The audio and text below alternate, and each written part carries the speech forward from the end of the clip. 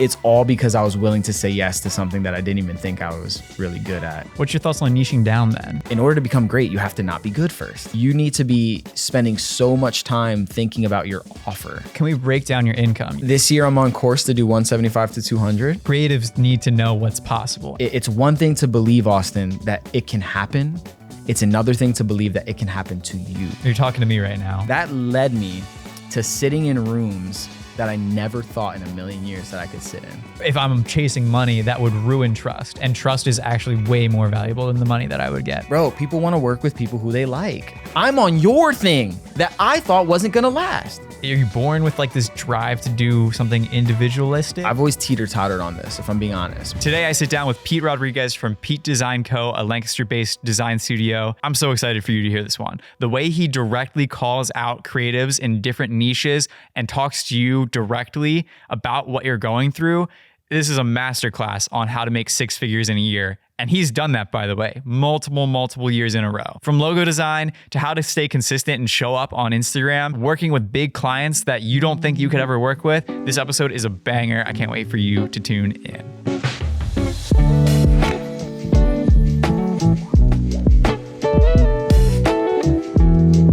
Yo, what's up? Welcome back to the Silo Podcast. I'm here with Pete Rodriguez, baby. Let's go. Dude, we're here. We're in the studio. We're recording, and we are so hyped. I'm really excited because this episode is all about branding. I know you as the branding guy. You're the guy on Instagram that like puts out, videos all the time, and I love that you show up on my feed so much. I think that's like one of the coolest things, like showing up, right? Yeah. Can you speak to what got you to this point? Yeah, man. Thank you so much for having me. First and foremost, it's awesome, and I think I love watching you win. I love watching Silo win. It's been years. I don't know if you remember this, actually. I just thought of this, but we did a social media collaboration post. Yes. So that was actually the first yes. time. You had mentioned Adrian. I think that was before Adrian's probably shooting. So we did a collab post when we were doing like carousels, when carousels were the thing. Day. And carousels are still a thing, but dude, that was like been before, like late 2021 or 22 or something. Yeah. So I've got to see you guys and the progression of Silo. And it's funny because when you see someone doing something, I think all of us have this weird sort of reaction where we're like, man, I wish I would have done that first. I wish I would have thought of that first. In full transparency, right? Like, I think that's the first thing. Like, if you would have seen me start a creative collective, which is what I would kind of describe, for lack of better words, Silo as. You would have been like, man, I should have did that. And I think a lot of us go there very quickly and stay there rather than just being like, man, one, how cool is that? But two, you're not too late. The other person's not too late, right? Like, there's space for your niche to do things. And so you had asked me specifically, the brand guy, show up on social media consistently and talking about really personal brand. I talk about faith, obviously a big part of who I am. And then branding, like practical visual identity, logos, color palettes, all those things. And so the question was about showing up. And honestly, man, it's like showing up on social is critical to sustaining a successful business, right? People want to work with people that they know, like, and trust. And so do people know you? Do they like you? And do they trust you? And they can't do any of those things if you're not showing up in their life on a daily basis, right? And I think it's very easy for us, and we're just diving right in here. Like, I didn't even give an deep intro. End, baby. Deep end. We're here. But I think it's so easy for people to become discouraged. Like, I spent an hour the other night editing a clip, a reel, and it got like 4 likes, right? Like, so my engagement actually kind of sucks. Like, right now it does. But that's not my metric of success. My metric of success, and you have to define what success is for you, each as individuals, as creatives. But my metric of success was you leaving me a voice memo saying, oh, dude, I love seeing your face. I see your face every time I open up the app. You're posting something. It's a story. It's a reel. It's like once or twice a day, you're showing up. And you don't like every single post that I post. Right. Now, that's not not an indictment. We start fighting. Jeez, man. You need to start liking my stuff, bro. That's not an indictment on you, but that's to say that you're still seeing my stuff. Right. And I think that is the thing that so many creative service providers, they gloss over that, and it's called invisible engagement. Yeah. You're engaging with my stuff. You're just not liking it. Right. You like it, but you're not liking it. And that's okay, because I like a lot of things that I don't like. Double tap, right? And I see stuff that's hilarious, bro. Like literally I can laugh out loud, crying, laughing for something, and I still will not like it. Yeah. And so that's why it's so important to show up consistently, because you just don't know who's going to see what and what, where that's going to lead. But we can also hang on I'm not seeing results, or I'm not seeing the likes right now. I think that's a key word too, because it's investment in your future self to be putting out the reps and doing what you think is necessary right now to just, it'll snowball, right? Yeah. I mean, I'm sure you've seen this. Let's go back into your history. What have you invested in yourself like years ago that you might be actually seeing paying off right now? Yeah. It's the word invest is so good, because if you think about like a greater than symbol, right? Like that. And this is where the faith aspect is going to come out of me. So if that's cool, the greater than symbol, if you envision on the lower part of that symbol, you put the word invest, right? And then on the upper part, that line that goes up, you put prayer, right? So when we pray that God sends rain to our lives, right? To water. Well, if the heavens open up, and it's okay if you're not a Christian and you're listening to this podcast, because there's a lot of biblical wisdom. There's a lot of principles in the Bible that teach you about success and teach you about business. So even if look at the camera, even if you're not a Christian, read Proverbs and you will be a better business person. Amen. Go into it skeptical. Go into it saying, I literally don't believe in Jesus Christ. I think it's all fake, whatever. Still, just for the sake of learning business and wisdom, learn Proverbs. Like, go read the book of Proverbs. But I say all that to say, when we invest, we sow seeds into the ground, right? Yeah. Every single time you're posting, every time you hit publish, you're putting another seed. And then we pray for God to send rain, right? And if he sends rain and you haven't put seed down, it falls on barren land. Right? There's nothing there to grow, to blossom. And the opposite is true, is that if we're only putting seed and there's no rain, then that seed is going to not bear fruit. It's not going to come to fruition. Just go off, right? Dude, come on. So we have to do both. It's this measure of like, okay, I have to be willing to invest, plant. And then at some point in your life, there will be rain. But if you never prepared for the rain, you're never going to see a harvest. And I'm not talking about even in business, a harvest, in anything that you're pursuing, you're never going to see that. And so, I think it's just, people get too caught up on the likes and the engagement. And dude, I'm telling you, I know the sting so well of you just spend an hour and a half creating a reel and you post it and crickets. Yeah. Crickets. Because there's just so many variables with social media and all that stuff. But even then, it's just like, it's still disheartening no matter what. It crushes you. Yeah. You're like, you feel like you went on a stage and you practiced for this thing. Like envision, go there with me for a minute. Imagine you're 8 years old and you've been preparing all week for this play and you've been rehearsing your lines. You're in your room, you're looking at the mirror and you're like, you're going through your lines. And you walk out on stage and there's no one in the room. Mm-hmm. Yeah, I mean, that's how it is. You think no one's cheering you on. You think no one's there, right? Yeah. And that's how it feels, though. I'm saying how it feels. Yeah. The reality is that over time, people start entering to that room. And you have to be okay with serving 4 people. Can you add value to the 4 likes that you got? And if those people liked it, they found something in there that they actually liked. So can you be okay with little? Can you be faithful with the little bit that's in your hand today? And then can you be trusted with that? Because why do you deserve 1 million followers? Not even 1 million, bro. If we had 50,000 followers, how amazing, right? Right. We're small creators, but why should you be trusted with 30K, 20K, 15K if you aren't even faithful to the 150 that you have? Right. And they're all friends and family. And they're all friends and family. That's the first 150 are, friends and family. Yeah. So I just think it's a little bit of this weird entitlement thing. And then I also think it's just that people are so quick to be discouraged and they're finding their identity in their, the cookie that's in their face. Right. And I was just in Vegas for a conference. And one of the things, if you know Alex Hermosi, just a marketing legend, and one of the things that he said that was so impactful to me was just if you can just outwork everybody, if you can just do the work without needing a cookie or a reward, then you're going to beat 90% of the people, because 90% of people will stop at some point. It might not be on day 1. It might not be on day 2, but on day 50 of them posting and not seeing engagement, they're going to break. Right. And if you can get to day 51 with posting and not needing your cookie, you've beaten 99%. You've beaten them, right? And so that's the mindset for me, is like, it just doesn't matter if it's liked or not liked. I pick up the phone and I talk to people and they say the same thing that you say, bro. It's like, yo, you're always on social. I had coffee today with a dude who's like a this week with a multi-millionaire. And he was just like, how do you have time to crank out so much content? He's like, do you have anyone helping you? I'm like, no, I just do it all myself. And then we can get into like some of the practicals of how I do that. Yeah. But just for that person, again, he doesn't like my stuff. He doesn't engage with it, but he sees me, and I'm always at the forefront of his feed and his mind. Right.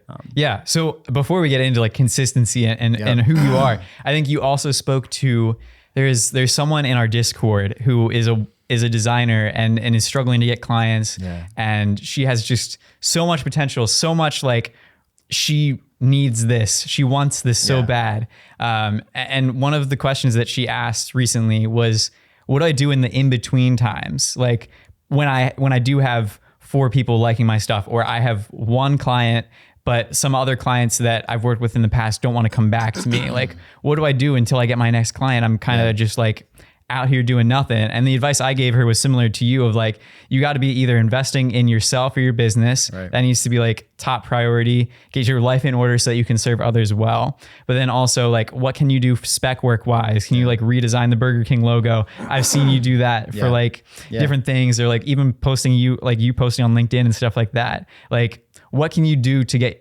awareness to you? But then also, like, more importantly, what can you do to be the best person you can be for future people? Because once you get to a certain point, you get to a point where I'm swamped with clients. When am I ever going to invest in myself? Right. And I think, okay, well, you should have thought about, investing in yourself in the stiller seasons. And I think you also reach a point then where you're like, get to higher paying clients and back off the volume, and then you can invest back into yourself. Right. And I'm sure you have a lot to say about that as well. But can you speak to what you should do in the middle season? Yeah, there's always a season of, I was listening to a message last night, and he said there's always a season of anointing, in between anointing and appointing, right? And again, guys, if you're not a believer, that's okay. This is the language that I speak. Dude, right? That's great. So anointing and appointing. And if we look at every single person in the Bible, the heroes of the faith, Joseph, he was set apart, and then his brothers threw him into a ditch, right? And then he like ended up helping all of Egypt through a great drought. David was anointed, but then he had to go through this whole season of life where the current king was trying to kill him before he became king because he was jealous. So the season in between anointing and appointing is called disappointing, right? Myron Golden is a guy I listen to a lot, and he talked about that. He's the one who kind of gave that framework. It was like anointing, disappointing, and then appointing. And so what you're asking me is, what do you do in the disappointing season? The season where you're like, you're not where you want to be. You know it. Everyone else knows it. And I would encourage you to, one, embrace that season, embrace the suck. Everybody wants to be great, but nobody wants to just go through not being good. In order to become great, you have to not be good first. When you guys started Silo, you probably weren't good at content. Nope. We posted every day for months, and that was part of our consistency honestly, journey. bro, there were so many times where I was just like, I thought you guys were going to fall off. Yeah. I'm just being so honest with you. I love it, dude. There were so many times where I would see you guys posting, and I was just like, this isn't going to last. Yeah. It's not going to last. These two, what's the other guy's name? Gavin. I'm like, they're not going to, I don't know who these young kids are. I was doing like a total millennial judgment of you guys. Oh, I was going to say, yeah. It's like, what are these guys that don't know nothing about, it's whatever. That roasting inside you. I hate that part of myself, but I'm being honest with it. I love it. And it's like, this is not going to last. And you show up again. This is not going to last.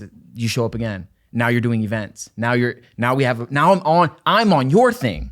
Here you are. I'm on your thing that I thought wasn't going to last because you kept showing up, right? Think about how powerful that is. Very powerful. So specifically going back to the girl and what do you do in that season? I would say spec work is great, right? Creating content, showing like hey, what if we took this logo and redesigned it? I mean, there's literally accounts out there that have so much traction that all they do is just redesign other people's logos. They don't develop, like, they're just taking a concept and reworking the concept. It's not like, hey, let's develop this from scratch and you know? The other piece of it too is that you also want to be, again, sowing seed for future, for the future, like you were saying. So LinkedIn, you mentioned LinkedIn. LinkedIn is underrated. Give me a masterclass real quick on LinkedIn. Where I mean, you might not have it all together, and that's part of the journey that we all are figuring out. Sure. LinkedIn. Like, what is LinkedIn for you? LinkedIn for me is like, when I rank social media platforms, for me, it's Instagram, LinkedIn, everything else. I personally, I think some people are too focused on trying to be on every platform. It's just too overwhelming. You have to eliminate every barrier that's stopping you from being successful in one place, right? So if I go on Twitter sometimes, or X, and there's a design community on there of like these cool tech bros that are like always aesthetic, everything. And I'm like, I would love to be a part of that. But it's just like, I don't do Twitter well. It's also about depth and not like the width of what you're hitting. I just don't do that well. So I'm like, okay, that's not it. TikTok, I've tried TikTok so many times. I almost have 10K followers on TikTok. And I've tried TikTok so many times, and every time I go on there, I hate the UI UX experience. I go on there and I cringe at the pink and the black, and it is so noisy to me on TikTok. It is. All the tabs and like new things that are like stickers on the top and left. Then all of a sudden there's like a live thing, and someone's live. The user experience on TikTok. I've been off TikTok for 2 years now, and I have not looked back. It gives me anxiety, and every time I try to post on it, I'm like, I don't understand what's happening. And so I know it's not for me. Instagram and LinkedIn. So you asked about LinkedIn. There are posts that I do just for LinkedIn, which are written. I'll talk about every time a major company rebrands, I'll do a post on it, share thoughts. I'll literally like look at what other people are saying and kind of piece together my own opinion based on some of their perspectives.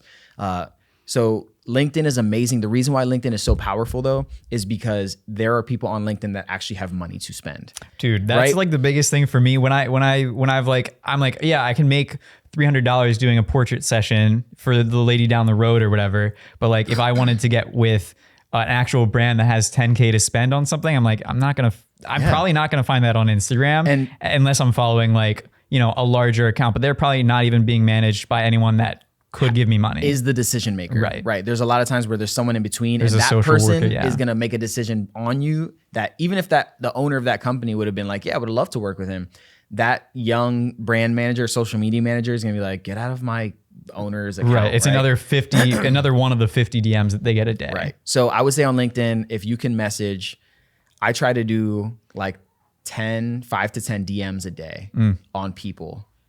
People like just introducing myself.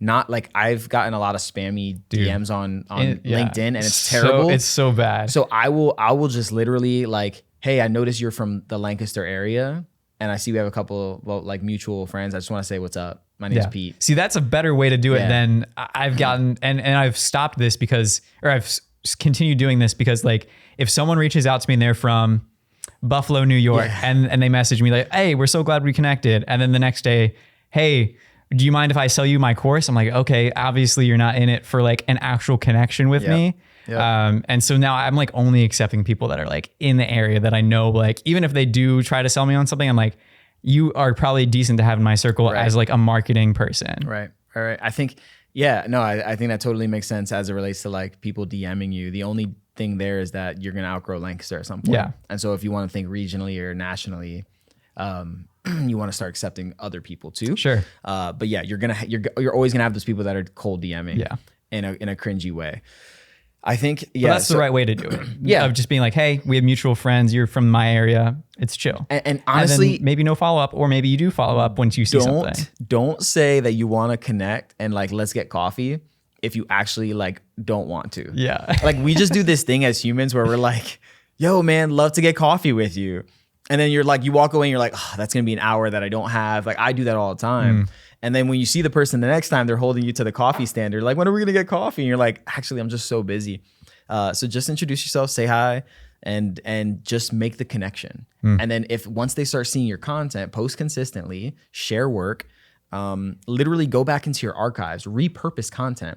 There's times where I just go back 2 years and I'll just share an insight. I'll just copy and paste the caption. And now I'll record myself saying the caption. Not gonna lie, I've seen that from you, which is super cool because I am a huge advocate of that. Yeah. And it's like, you're only hitting a third of your audience or way less than that, 10% of your audience every time you post anyway. Right. So let other people know about it. And that's okay, bro. If someone's like, I saw this 2 years ago, you're like, all right.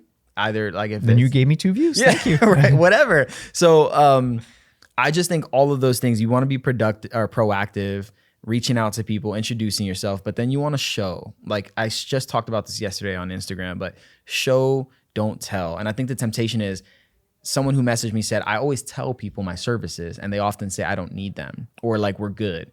And I'm like, well then show them. And it brings me back to my time when I was in occupational ministry. I worked at a church. I'm pretty much as like a youth pastor. And we always said show, don't tell. So when someone said, hey, where's the restroom? It was like, hey, let me show you where the restroom is. You don't tell them, oh, it's over there around the corner. You show them. And now I'm walking with the person, right? Mm-hmm. Now I have a minute and a half until we reach the restroom to ask them questions. How are you? Is this your first time here? Where are you guys from? All these kind of things that otherwise wouldn't have been the case. I would have just said it's over there. They would have left. So I'm creating an experience by slowing it down. And so if you can show people the proof of what you do, like go back and reach out to clients and say, hey, can you just tell me like how this logo, I mean, what kind of design does she do? I'm curious. Or he? She does more like logo design. Okay. She's also in like graphics in general. Okay. So like kind of general designer. Yeah. And then also I would say, what's your offer? Like the fact that you just described her as, she just kind of does logos and maybe she wouldn't describe herself that way. That's okay. But it doesn't matter how she would describe herself. Right. It's about how it matters how you describe her because that's brand. Mm-hmm. And that's why I come to you and I say, you're the brand guy. Right. And because you've driven that in as that is your guy. I mean, that's how I perceive you. That's perception. Yeah. No. That's brand. So you perceive me and what's happening in your heart when you see me is brand. It's not about me. And so that would be my question to her is like, when people see you, are they just like designer, just logo, general graphics kind of person?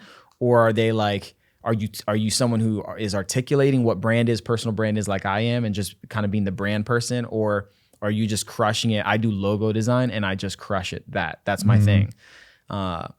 And what's your thoughts on niching down then? Because you're talking about general. I mean, can that be good at sometimes, or do you feel like you have to niche down to find your group of people?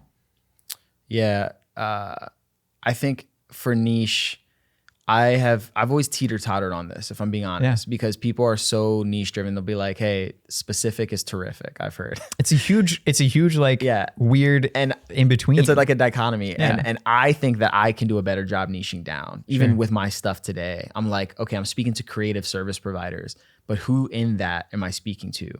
And I don't want to limit it because I do want to work with people like you who are like, hey, I have this creative service business. I just want to scale it. I want to grow it. How do I hit 10K months? How do I hit 20K months?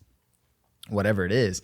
And I don't want to push that person aside by saying I'm only working with freelance designers. Sure. But I might need to start there. I might, like, even if I'm speaking for myself, I might need to start with freelance designers, helping them grow their business, gain that credibility and proof, and then move on to like photographers, project managers, freelance, anyone, right?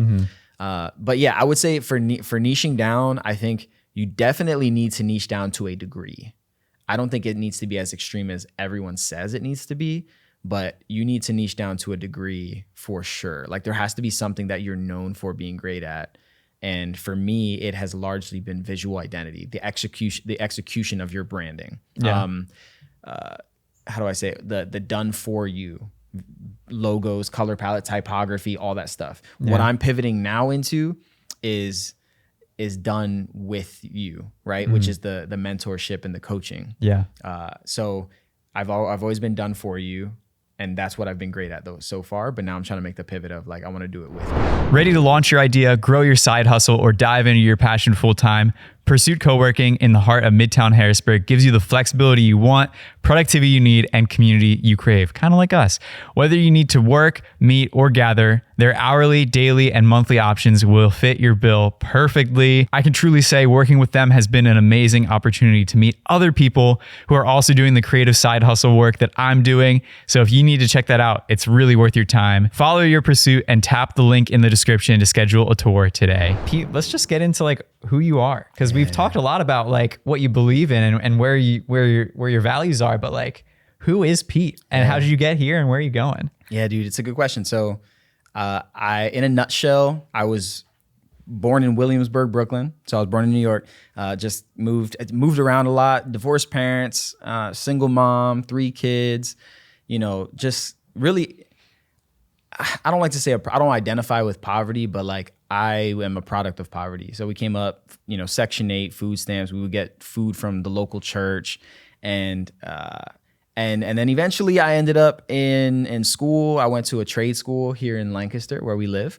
And that has been one of the best decisions of my life, was just shaking my life up in that way. And then after that, I was in a ministry program. It was a 2-year ministry, like leadership development program. And then after that is really when I jumped into design. Yeah. And so I was like, thinking I was going to be in ministry, and just the entrepreneur in me, the creative in me was just like, I just got to like get back into that space, because that's what I went to school for. So ironically, this particular trade school had a graphic component to it, and you can go there to study graphic design, which most trade schools is like masonry, brick wall, all the things. And like, so when I tell people I went to a trade school but I studied design, they're like, is that a trade? Probably not. It's questionable. But so I ended up working at a small sign shop, right? Did vehicle graphics and stuff. And so his desire was to turn that into like a vehicle branding studio. So we do all the branding, but our niche, we're talking about niche, our niche is vehicles. So when you see a truck driving down the road, a box truck, whatever it is, and your company's brand is on that truck, it's like we want to make that experience as amazing as possible, because it's so quick. People are seeing a vehicle on the road for like 0.2 seconds passing you by. And so what information needs to be the biggest? What is the most important? We would think through all these questions. From there, and I'm going to share this really quick story because I think it's meaningful when we were talking about the designer who's like, how do I like make the next move? When I was at that sign shop, they needed to do a photo shoot. There was a local magazine called Fig Industries. Yep. And they have a magazine called Fig Magazine. And so they needed to do an indoor photo shoot of a burger company that they did the brand for, but we did the wrap for. We literally wrapped the vehicle. So it was called Lancaster Burger. And they wanted it to be indoors. So ironically, the shop that I was working at has a really nice indoor shop. And a lot of shops, are kind of crummy. Yeah. The one that I worked at had the sealed concrete floors, all white brick concrete. Beautiful. So really nice, right? And so they pulled in the food truck, and I knew in the back of my mind that the people that were coming to do the photo shoot were the owners of the agency. And I was like, man, so I'm thinking in my mind, this is an opportunity for me to show them like who I am, what I can do, and really serve them. Like all I did was serve them the whole day. So they show up that day for the photo shoot. Of course, I have lunch. But as soon as they got there, I walked out.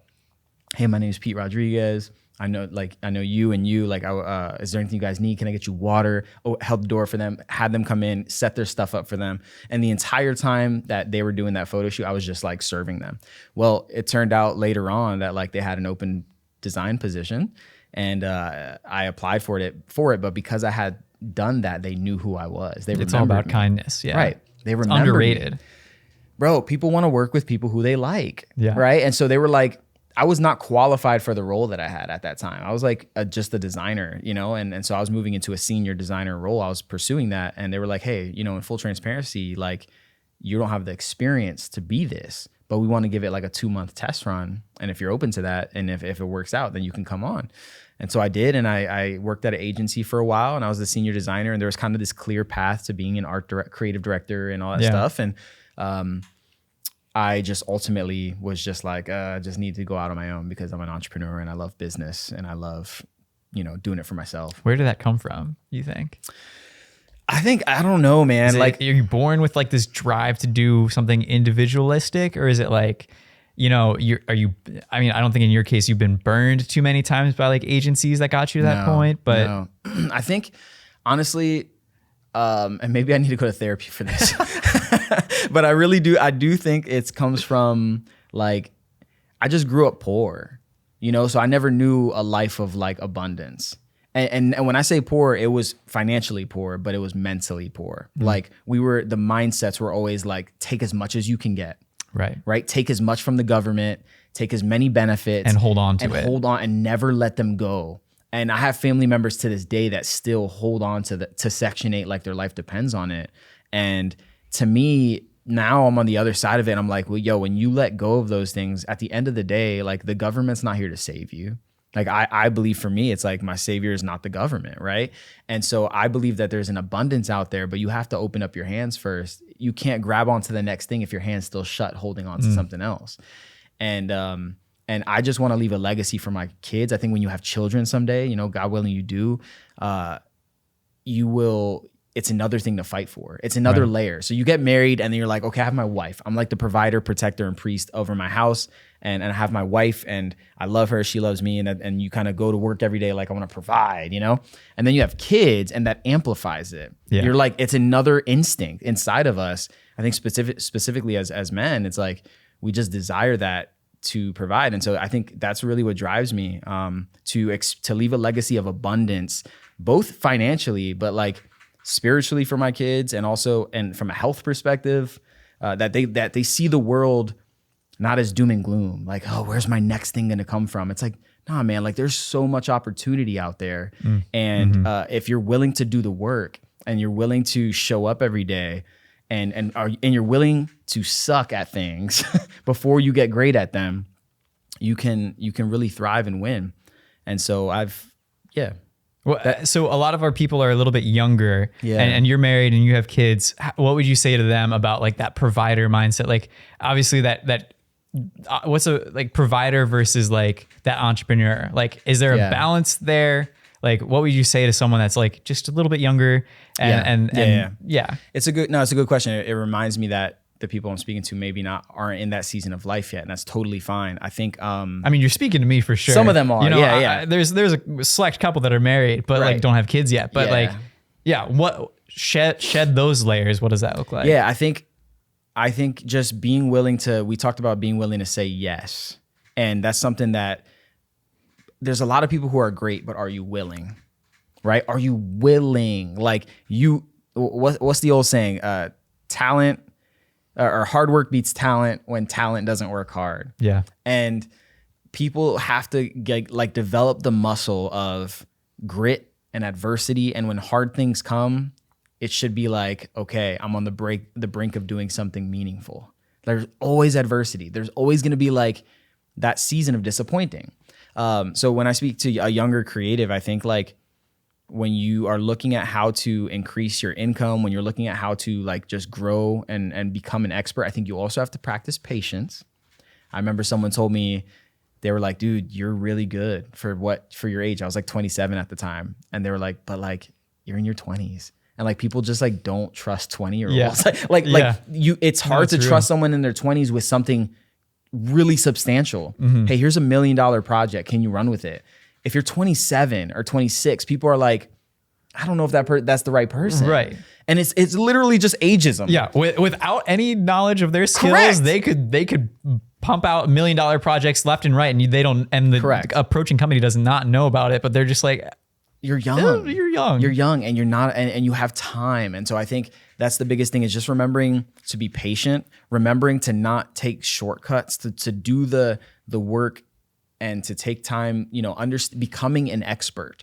Everybody thinks that they're experts, and everybody wants to be. Social media is filled with people who want to be experts. But the only reason I'm pivoting now into coaching and mentorship is because I'm reaching a point where I'm going to hit $175,000 to $200,000 in a solopreneur business. Just right? Let that sink in, y'all. So what does that mean? Work backwards from that. That's like what? 10, 15K months, 20K months here and there, like not here and there, like pretty regularly, but sometimes it dips and sometimes it goes up. Like you have a big project. Freelance. But the only reason I'm doing that now is because I'm like, okay, I'm doing something right.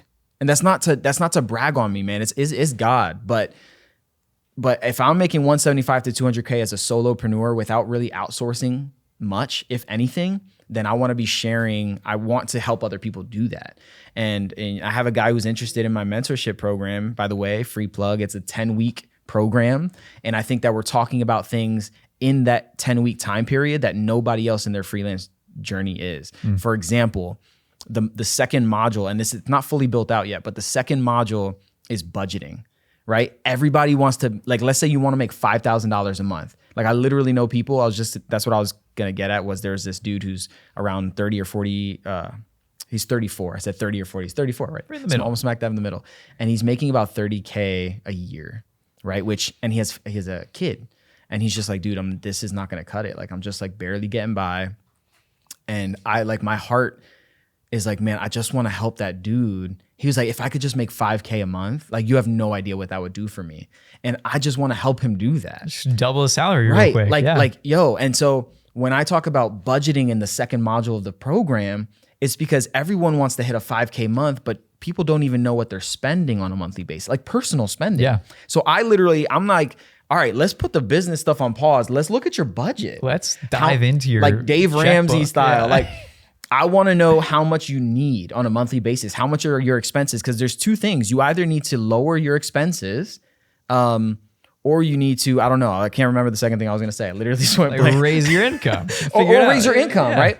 So there's people who are at their full-time jobs and they're like, man, I would just love to leave. Well, how much do you need to leave, right? And if you need $3,500 a month, or if you need $6,000 a month, those are different numbers.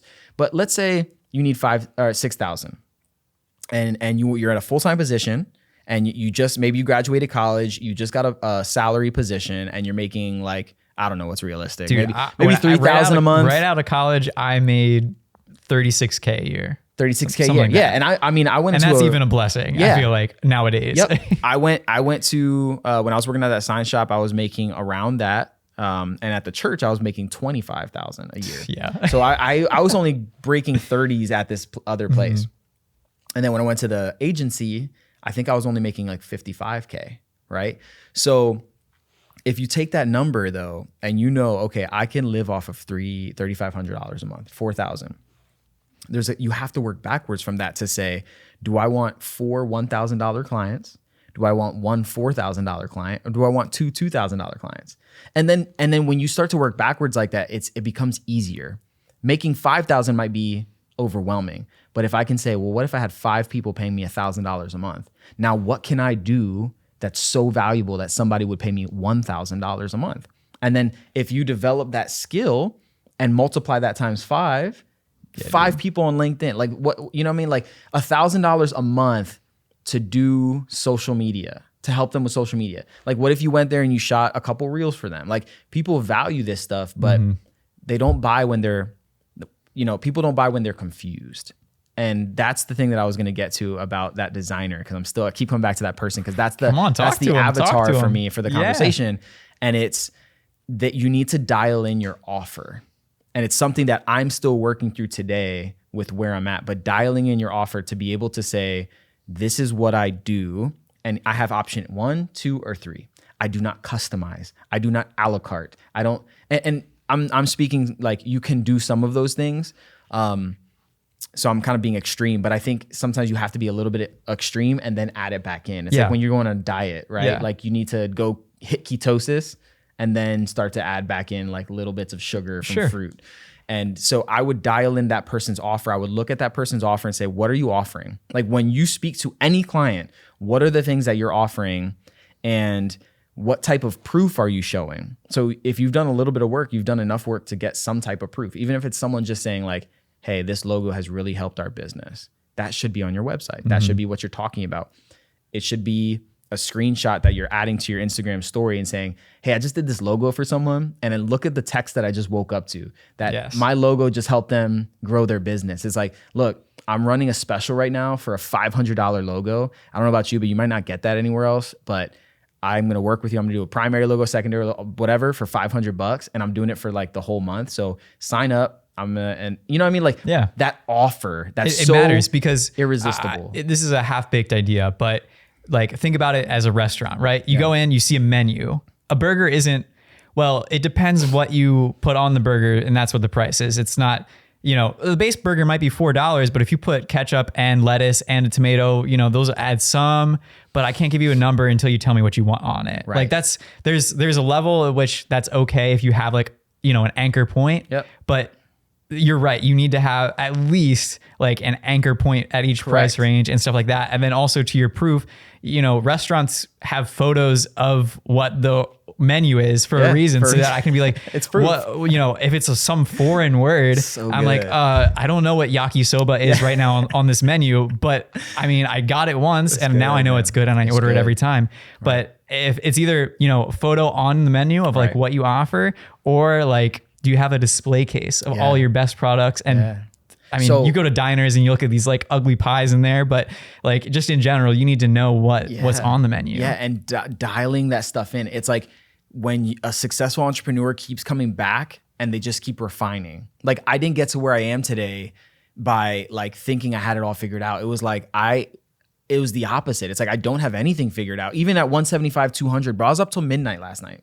I was up till midnight last night because I had a client. I had a logo presentation this morning at 8 a.m. Whew, bright and early. At 8 a.m., I'm pitching a logo, and it's like a $6,000 project. But like it doesn't always, like, life doesn't always get easier in the sense that like, oh, I just work a couple hours a day. Like there's still times even today where I'm up till, and actually I don't know, is midnight late to you guys?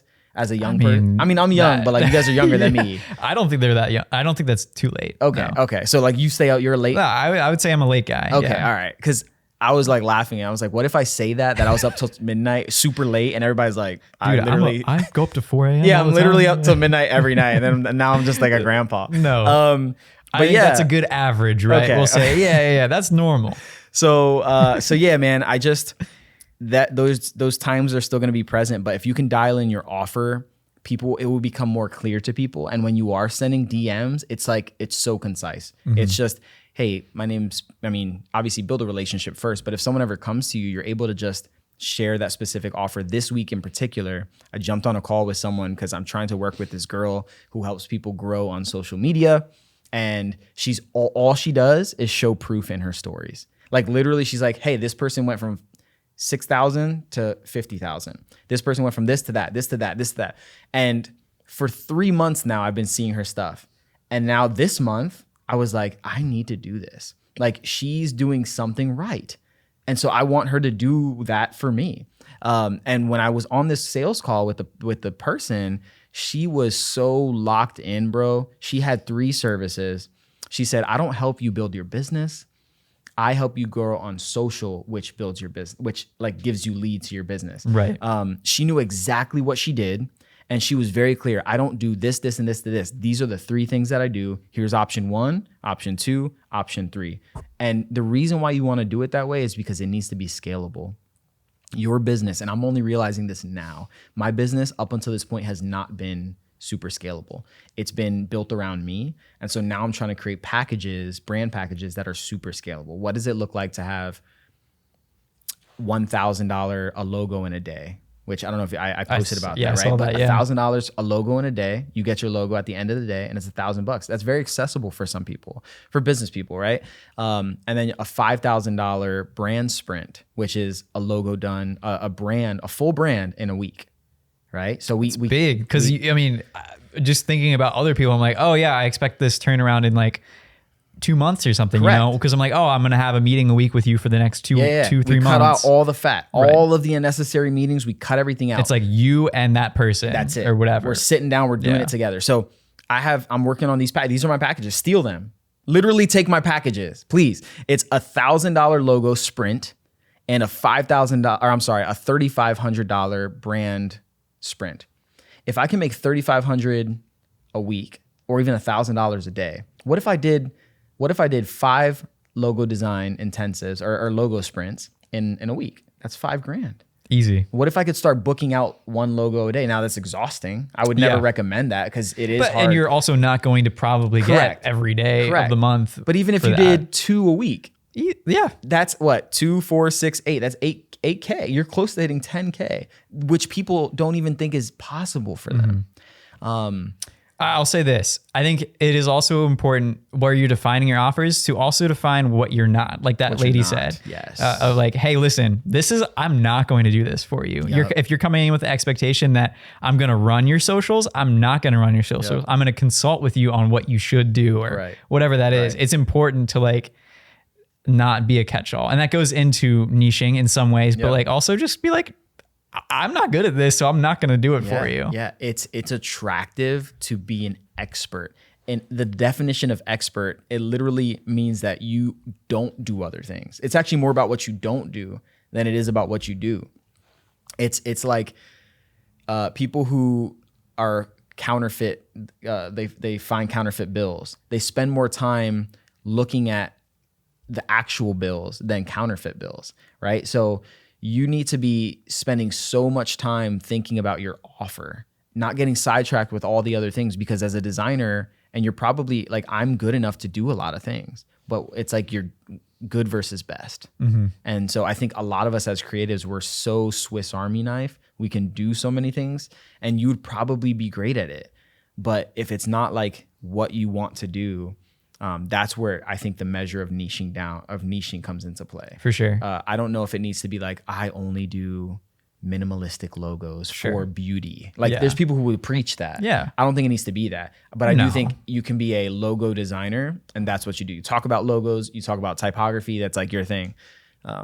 Talk to me about like getting to that point. Because let's back it up. Not everyone's going to make $1,000 on a logo or $3,500 for a full brand package immediately. Gosh. Can you speak to someone that's just like, where do I start? What do I do? Dude, I'm just like, this person asked for like a logo for their local shop that is right next to me. It's their pizza shop. Can you get me a $25 logo? Yeah. Can you do it in Canva? I just don't have time. Like where...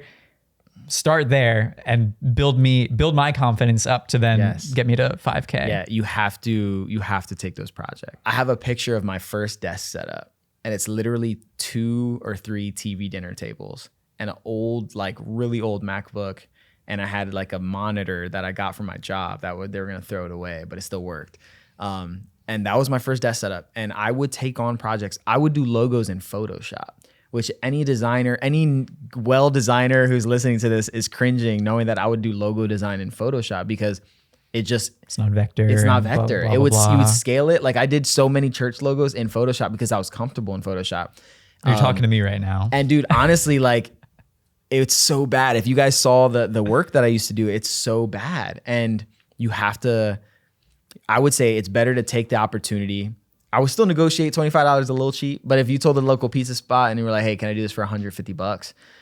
Or free pizza, like for the dude, and you can negotiate like in different ways too. Yeah. Like, if a coffee shop doesn't have the money to pay you, like, what does it look like for them to give you free coffee every day for the next 2 weeks or something? Can I come work here and then get free coffee for the next 6 months? That might be a way more easy for them to say yes to. Yeah, maybe. It's like they probably lose whatever every day from their own workers getting coffee. So I am right now. I have a web designer who's working on a new website for me. And the way that he's working on that site, I'm giving him free access to my mentorship program. Mm-hmm. And he's a kind of, is a struggling creative. And he's like, man, I want to do what you're doing.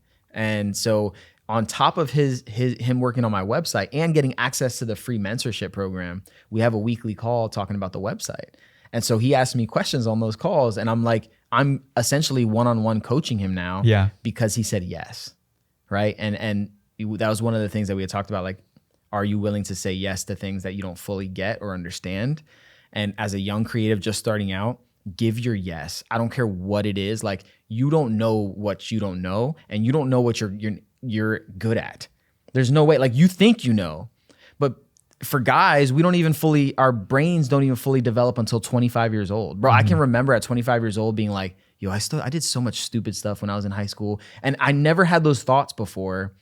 And like, you think you want to do one thing and you just don't fully know. So instead of saying like pre-deciding for yourself that this is what I do, this is my lane, at 24, you don't have a lane, right? I think you just need to be open. Yeah. Like you need to be open. You can have an idea, but yes, you can have an idea of what your lane is. But I think as you become more and more of an expert, that lane becomes more clear. I'm not saying open and like open-minded. Absolutely not. But in your career, you get further along and it becomes more clear of like, this is the direction I'm heading in. But when you're young, you just got to say yes, man. And that goes back to that gubernatorial candidate that I was able to work with. And they called me the one day because they saw my content. They saw my content online and said, this guy shoots vertical video. And so surely that's what a videographer is and does. Yeah. And so they call me one day and they're like, hey, can you be the lead creative for this campaign that's going to go across the entire state? And I had the opportunity to literally oversee the creative for a governor's race. I love this because story. I said yes. Yeah. Dude, it's insane. Like I am not a videographer. I can think of 5 sorry, let me finish my thought. I can think of 5 videographers that are like astronomically more qualified than I am. But that's not who they saw. So that was me posting consistently for someone to see. Mm-hmm. And that was me willing to give a yes and be really terrified of that yes. Because it's like, I mean, what if Josh Shapiro right now is just like, hey, can you come and be my videographer? I mean, you're in a position where you'd be way more comfortable. Yeah. But like, think about that. But where you were 5-6 years ago when you were just like kind of just figuring it out. It's like that's the equivalent of what happened. Mm-hmm. And so, yeah, man. That's crunch time though. That's where you're like, yep, I've never touched a camera before. This is the time. Yeah. Whatever that leeway is, it's like, oh, we're leaving in a month and we're gonna go toward the state. Yeah. It's like, okay, I got a month to figure it out. It wasn't a month, bro. They called me on a Thursday and the campaign manager was like, on Monday, can you meet? This is how it played out in a nutshell. Can you go to this hotel in Chambersburg? We have a room for you there. Stay in that room. And the next morning, there's going to be a guy named Steve in the lobby waiting for you. When you see Steve, go with Steve and drive 4 hours to Pittsburgh. Bro, I thought I was going to be murdered. That's what it sounds like. I was like, I told my wife, I was like, babe, pray for me because I don't know if I'm coming back. Like this, I don't even know if this guy Steve's, that's his real name. Bro, I thought I was going to be chopped up in his trunk, like going to Pittsburgh with some thug. Like, no. And it worked out by the grace of God. Like it was all cool. But literally Steve was the live streaming guy. And we both stayed at this, like Marriott in Chambersburg. And it was just my yes. That led me to sitting in rooms that I never thought in a million years that I could sit in. Mm-hmm. Actually, I wasn't sitting. I was holding my camera in the corner. Yeah. But there were rooms and with powerful politicians, influencers, people that I got to sit in the room with my camera and record. And it's like the conversations that I was able to hear. I mean, think about like just some of the most powerful people in our country. And I was in the room, bro. Like, right. People would have killed to just be a fly in the wall to be like, what are those conversations actually like behind a closed door? I was there. And it's all because I was willing to say yes to something that I didn't even think I was really good at. Yeah. And honestly, really quick to touch on this, you are your harshest critic. And so when you produce a product, it's like 90% to you is like 150% to a client, usually, right? So don't underestimate that. Like I knew that if I went there and just did decent social media videos and some, whatever, I was using the free audio library in YouTube for audio. That's awesome. That's awesome. Like, you know what I'm saying? Like to start. Stock. And then eventually. That is the stockiest of stock. That is so stock. So for the gearheads out there, like what was the kit for that? Yeah. So I literally bought a Sony ZV-E10 camera because I was doing a bunch of research and was like, everyone was saying this is the easiest camera to use. And it's literally made for content creators. It's not made for the person who's like a gearhead and like wants all the specs. It's like, hey, it's a run and gun camera, focuses very easily, and so bought that camera. I think I bought wireless go-tos, the Rhodes, for portable stuff. And I got those later on. Initially I had got a shotgun mic. Yeah. And I just had that strapped to the top of the camera. The most hilarious part of this story is that I started with a 16 millimeter lens, like a prime lens. I forgot what brand it was, but anyway. It was like a little Sigma, probably. It was a Sigma. Sigma 16 1.4. Super wide, right? And then you go into a room and it's like shooting a wedding. You need like a 200 millimeter or something. No, dude, I was shooting this stuff and like, I thought that was the lens I was going to do, like use the whole campaign. And when I was doing these close-up shots, like I literally had to be behind this politician's head to like get a really cool sort of like, you want that like bokeh, Mm-hmm. I just doing more research, and I was like, oh shoot, I need like a lens that like zooms. Yeah. Dude, I knew nothing. And But you honestly, got it done, to say right? that, yeah, I got it done. They loved it. They loved what I did for them with this 16 millimeter lens. And like, if I wanted to get this shot, dude, I was like, he felt my breath when I was like getting this cool panning shot of around his head. You know, that's how close I was to him. So eventually I ended up getting another Sigma 24 to 70. 70, Yeah, 24 to 70. And that's like a 2.8. Yeah. I'm here to fill in your gaps. So He keeps finishing my sentences. I love it because I don't know. And so that's what I have now. I have a 16 and then that Sigma the other lens. What are they called?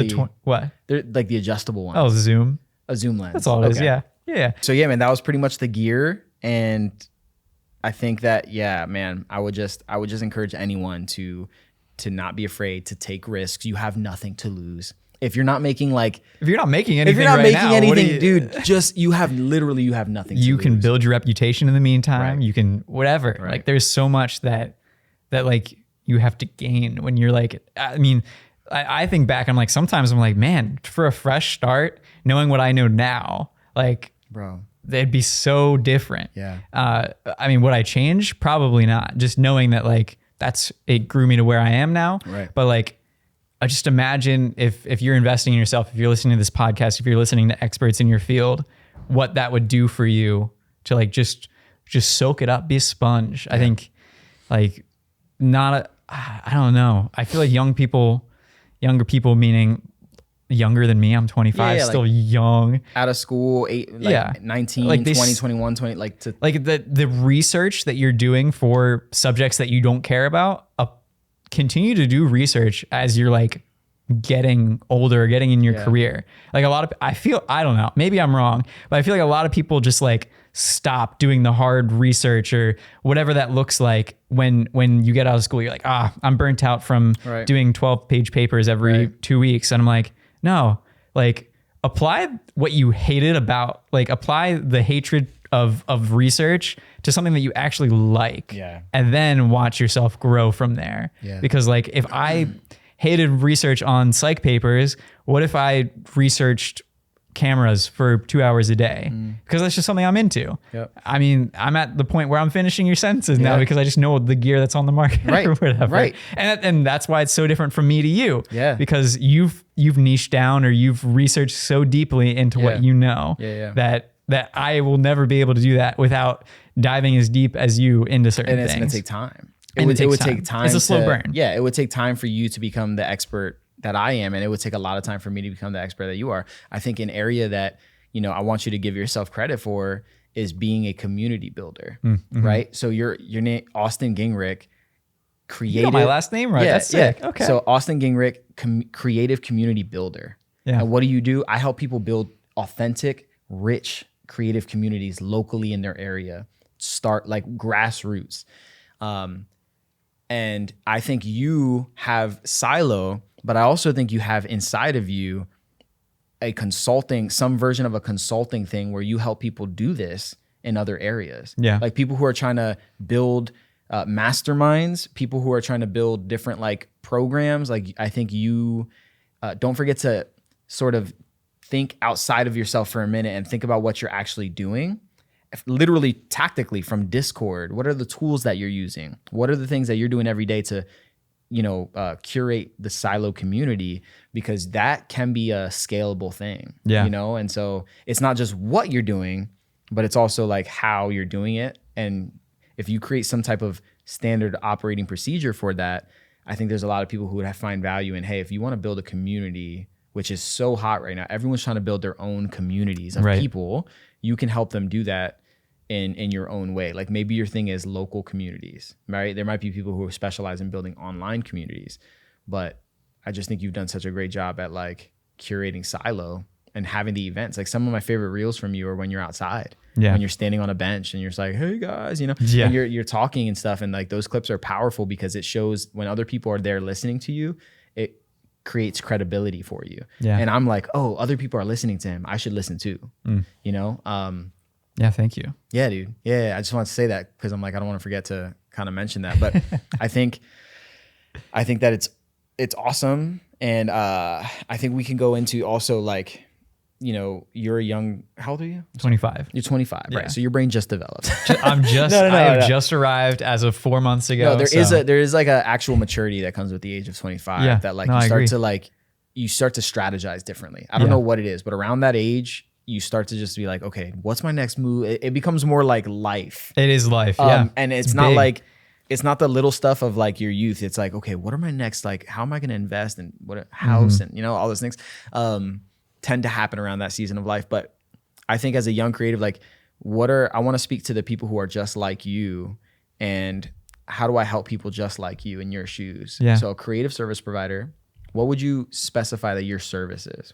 Service is building community, getting portfolio work to you're gonna put me on the spot because I'm not good. No, it's okay. I'm not saying give a pitch for it. But no, I'm here for it. I'm just letting you know now.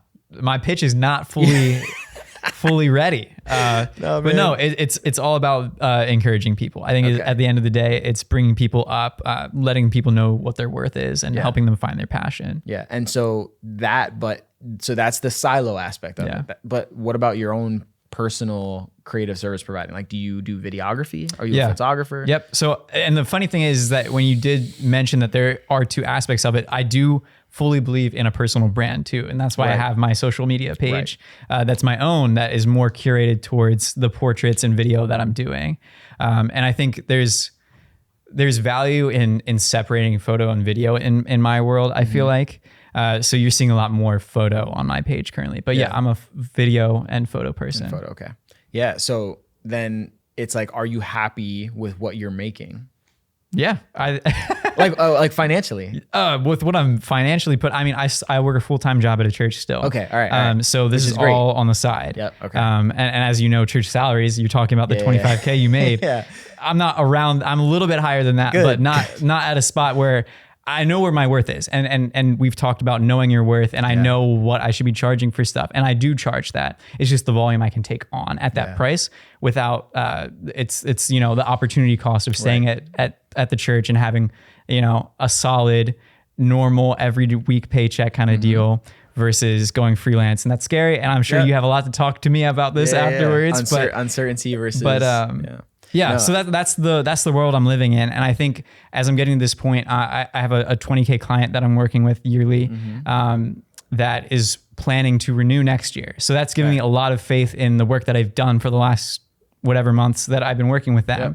And do they spread that out across? Yes. Okay, great. So every month I'm getting $2,000 something, which is great. That's a third income basically for my family. So thankful for that. Yeah. And I know that if I just stack 2 or 3 of those, I'm good. And like that's where I'm at. I'm like, if I just stack 3 20K deals a year, I'm great. And so that's what I'm working towards. Yeah, dude, that's amazing. I think I had less than that when I left my full-time job, and I was making $55,000 at an agency. At an agency that I rode my bike to downtown. Yeah. It was just a vibe, bro. Like, it sounds awesome. It was the designer's dream. Like, you stop and get a coffee, and then you're riding your bicycle with your cool helmet on down into the city, into your agency job. You park your bike, you go up and you work on design project. It was a dream job, but at the end of the day, it's like, you can't deny what God has put in your heart, And so for you have that $2,000 a month plus your salary from the church. Like you are in a lot of ways, a lot of people are in that position where they have the desire to leave their full-time position, but they just don't know how they're going to replace their income and the uncertainty of it. And I think that's where, like, you always, very practically speaking, you have to have a runway, right? Yep. So before you leave your job, have 3 to 6 months of expenses. And then also, if you can side hustle, you want to side hustle to the point of almost unhealth. This might be bad advice. This is what happened with me. Yeah. So I side hustled to the point where I was completely maxed at work and completely maxed at side hustle. And I knew that I could not go anymore, or else, like, there's a breaking point. There's a breaking point. When you get to that place, you know that you can leave your job. Because I fully believe that. Yeah, like, people leave sometimes too early, where they're like, I have 2 clients, but I'm good. I still can go home and watch Netflix. I was at a point, bro, where I would come home from work, eat dinner with my wife, and then get right back on my desk and work for clients. And then I left. So, and honestly, I don't even know if I had 2,000 something. I maybe had like around that, maybe 2,000 a month and I had I had $500 clients. Like I had a couple $500 clients. And mine was the opposite. Yours was like high ticket, which is like I have a 20K client for the year. I had like that's my highest paying. That is a way outlier. Sure.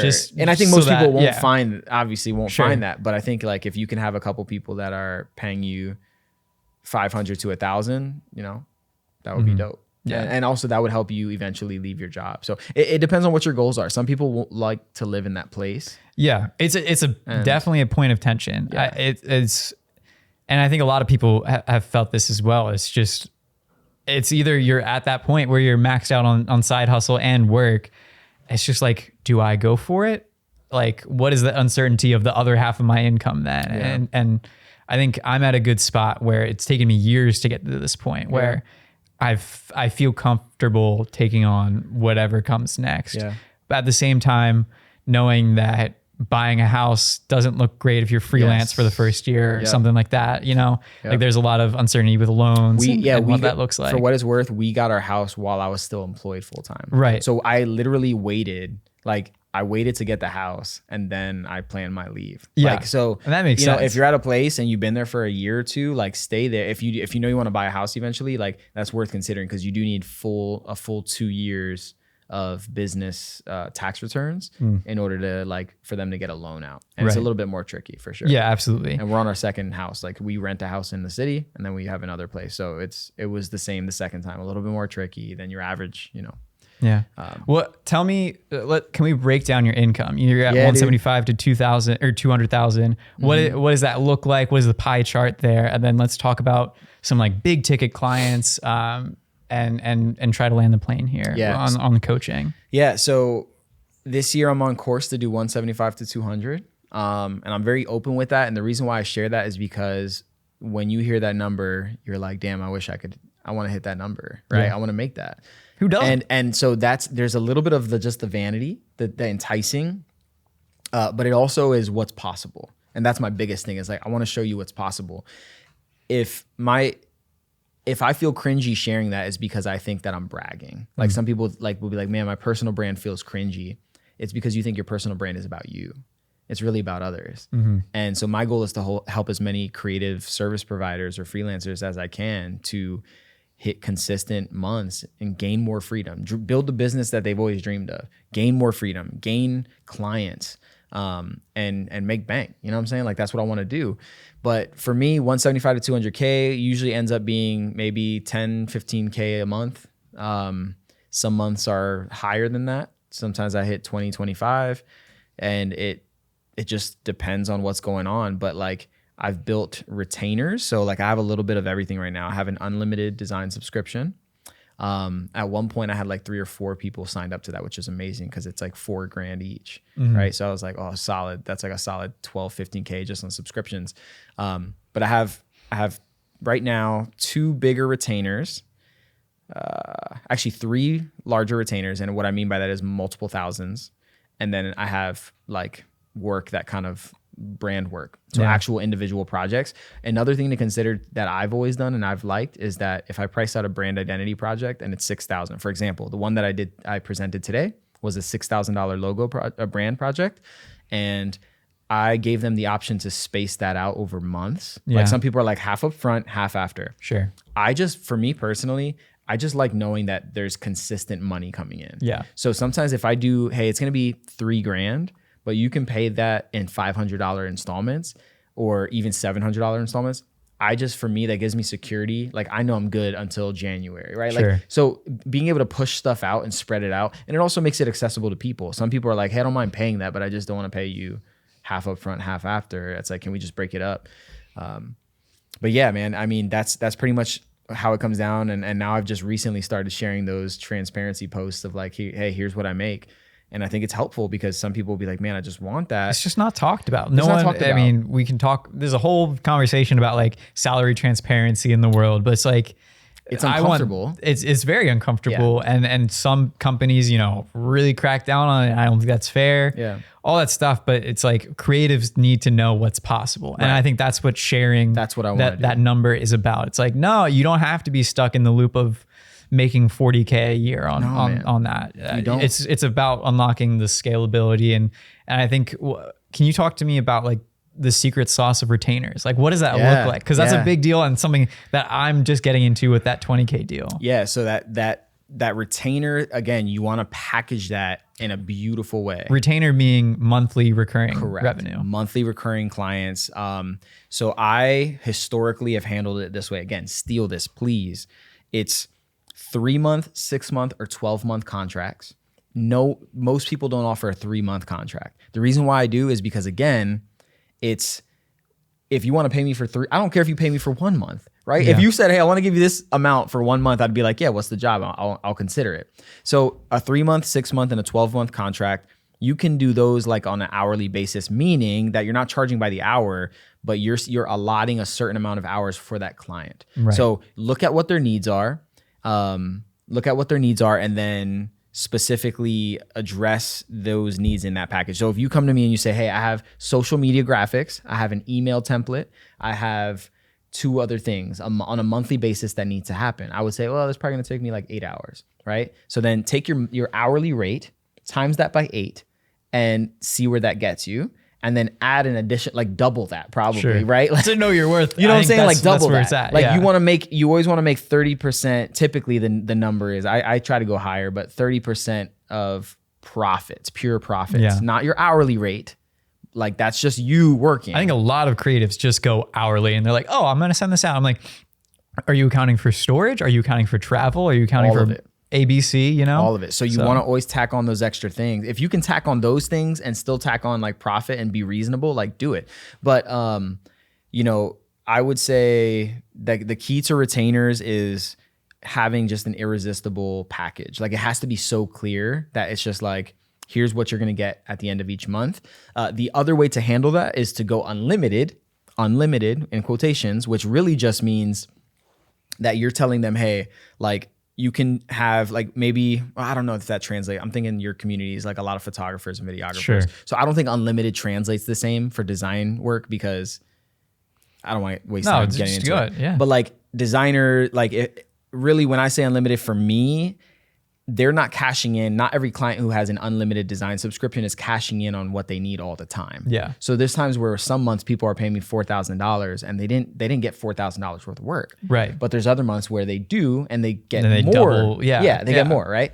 So and maybe you don't use the word unlimited, but you say like, hey, you need this amount of reels or whatever you're doing, whatever capture you're doing for them.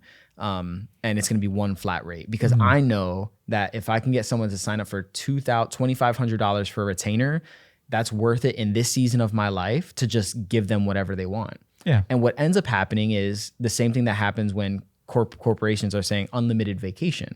The statistics when they say unlimited vacation is that people actually take less vacation. I was thinking gym memberships. You don't go to the gym. I mean, a lot of people are committed, but like sometimes you might go less in a week than the next week where you're there twice a day. Right. So it evens out. I think is probably what that happens. Yep. And people don't cash in on it. So I would say like, hey, if it's helpful to you, whatever your video photography needs are for the month, I'll take care of them. Let me know. And it'll be a flat rate of $3,000. And it's like, or whatever the number is, and then work your way up. Once you start to scale that to the point where you're like, you're too busy to take on more, increase the price. Yeah. Hey, and then go back to the client and say, hey, I'm actually like at capacity right now. I'm going to be increasing my prices starting 2025 to $4,000 a month. And then just might half your clients, but you're doubling your profit. Correct. Or, whatever that scale of increase of price. It's like, Right. That's part of scaling is like, yo, I'm going to shed half my people that are paying me $500 to get 5 more that are charging or that are paying you 1,000 or whatever. Yeah. And I think your social credibility goes up as you continue Correct. to charge the prices that you're actually worth. And people are like, this guy knows what he's doing. So he's worth it. Worthiness is like someone else, like that's built. Yeah. Right. And you don't just start off saying, I'm going to charge $4,000. I started making $400, like, $200 logos. But as you do that, you get more comfortable and you're like, oh wait, this is actually worth a lot more. I'm adding way more value now. And then you increase your pricing that way. That is the trajectory of every successful person. I don't know anyone who just was like, it's 10 grand. Yeah. Like just work their way up to that. Right. There are some kids now that are just so bold and like people who are just like, I've read every gurus like Alex Hormozy, Grant Cardone, Gary Vaynerchuk. I've read all their books, and now I'm just gonna go charge $15K. Yeah. And then they'll do it, and someone's crazy enough to pay them. But I think 9 times out of 10, it's built. And just the way the trust is built too. I think that's the biggest thing with like Silo is like, you built this trust over 4 years. How do you not throw that away? Is the question I ask myself every day. Like, because there are decisions I could make that if I'm chasing money, that would ruin trust. And trust is actually way more valuable than the money that I would get from anything. Right. So I think, that's so important for community building. Yeah. Like on another level than even my relationship with my clients. Obviously we have trust, but when you're building community, that's like, it's currency. You got to die on that. Yeah, like, it really is. Like this is what we're doing above money, which is like, I'm guessing Silo is not like super profitable. Bro, if you want to get into Silo budget, it is zero. Yeah. It is zero. So, but I think it has every potential to be. And the trust and the foundation of that trust is what's going to enable you to be eventually. Absolutely. Because I can see Silo being more than just a community. It could be a annual conference, the Silo conference, where you have different creative people come and speak. I can see a virtual event where it's $50 a ticket. And you open it up to anyone and every. There's all these ways to monetize it. But the groundwork that you're doing today is like the most. Yeah. You can't get there without. Exactly. I think that's the key thing. It's like you can't just go into community building like those people that can charge $10,000 for a logo right off the bat with no knowledge or whatever. Because what is your social credibility, right? And what weight do you carry is a little different. And I think there are ways to do that if you have a following and then you just transfer it. Right. But I think there's also a comfort, like when I charge $4,000 a month and what I'm delivering for that money, there's some type of like integrity thing there where it's like, I don't want to, if you can't deliver $4,000 worth of money, you're going to not sleep well at night. Yeah. You know what I mean? You're going to be like, you feel like a little, like there's just gonna be something off. Even though of course you're making money, you're stoked. You're like, but the pressure of that. Like when people are writing me a $4,000 check or I think the biggest brand project I did was like $30K. Yeah. And I had to hire a developer for web stuff. But when they handed me that check, I remember feeling like it was a little bit premature and that I wasn't ready for a $30,000 check. When I got that $30,000 check, I was like I have to deliver on this. I have to deliver $30,000 worth of value. And that was really scary. Now I did it and it worked out. Yeah. But there is some stuff that's going to come up as you increase your prices that you're going to have to work through internally to say like, I have to now deliver on that price point. And sometimes people like to stay lower in price because there's the expectation. Yes. I was going to say, I think there will be a spot where you're like, ooh, I'm not being honest. Yes. At some point you might not be honest. And so I think there is a degree where it's like staying humbly under what you think you should charge allows you to always be fulfilled no matter what. Correct. And it's the best scenario is where your value is it's both appreciated and appreciating, where the client's like, man, thank you for this. This is great work. And you're like, man, thank you for trusting me with it. Yeah. It's appreciated and it's appreciating. The worst case scenario is when you're giving someone work and it's just like, you don't get that reciprocated back to you. And it's just, it degrades your soul after a while. So the clients that I work with, I really try to work with people that I want to deliver that perfect amount of value where they're just like, dude, this is awesome. And the fact that we're getting this for this price is amazing. Yeah. Like aim for that every time. I think where we're going to land is that you have to be kind. Like that is like by far like the easiest thing you could do as a human to like build your business is actually just be kind, because the relationships, like you could go in a very transactional way and say $10K for this logo and brand package. And they could be like, okay, here's your money next week or whatever. Right. But if you're not building like a relationship with whoever that is, Susie or Dan, that like is your contact person for the brand, I feel like it's just like, what are you doing it for? Like you're not like connecting with someone on a deep level. Right. And I think there are those projects. I always qualify things. I think there's always projects where it's like, hey, I need the money and you need this. And it's a little bit quicker. Yeah. But what is it like to have relationships with clients from 5 years ago that even if they're not paying you to do stuff, you still keep in touch to this day. Right. I'm sure you have probably like at least one or two of those because you do a good job actually talking to people. Yeah. Yeah. The other piece, so I would say kindness, and I would also say self-worth. You have to believe, like if you've seen my story in the last month or two, it's been like, have you given yourself permission to be great? Yeah. And for the longest time, I was waiting. I didn't realize this, but I heard Trenton Sheldon, who's a speaker who I heard in Vegas, and he said, give yourself permission to be great. And it changed my life because I think I've always waited for other people to give me permission. And I've always been in rooms sometimes where I wanted to be great, but everybody else in the room, it almost felt like I had to match the energy of the room and come down.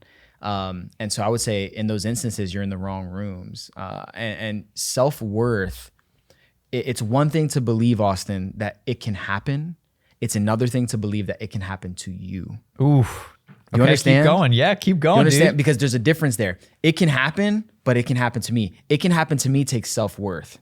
It can happen is just like, that's good. It's sure, like it's in the world. It's in the world. It can happen to somebody. It's real, but can it happen to you? And that's a self-worth issue. And you have to wake up every morning and give yourself permission to be great and say, I'm going to be great because I'm choosing it. And I don't care if I'm getting 7 likes or 700 likes.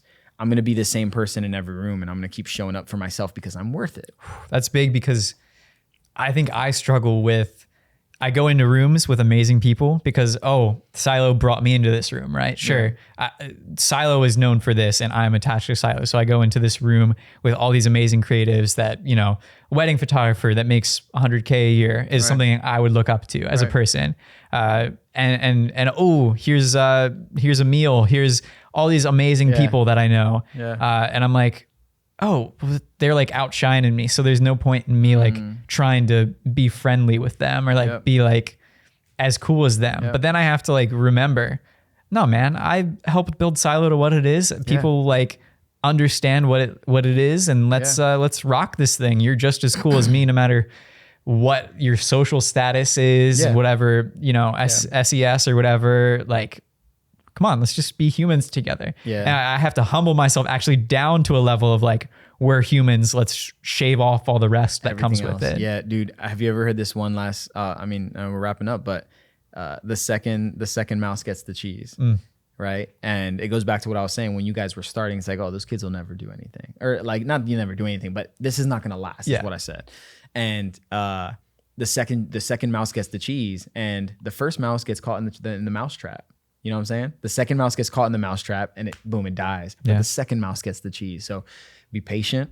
You don't need to be first to be good, right? And sometimes it's better to be, sometimes it's better to be consistently show up than to be the first one to do anything. You don't need to be the first to be the best.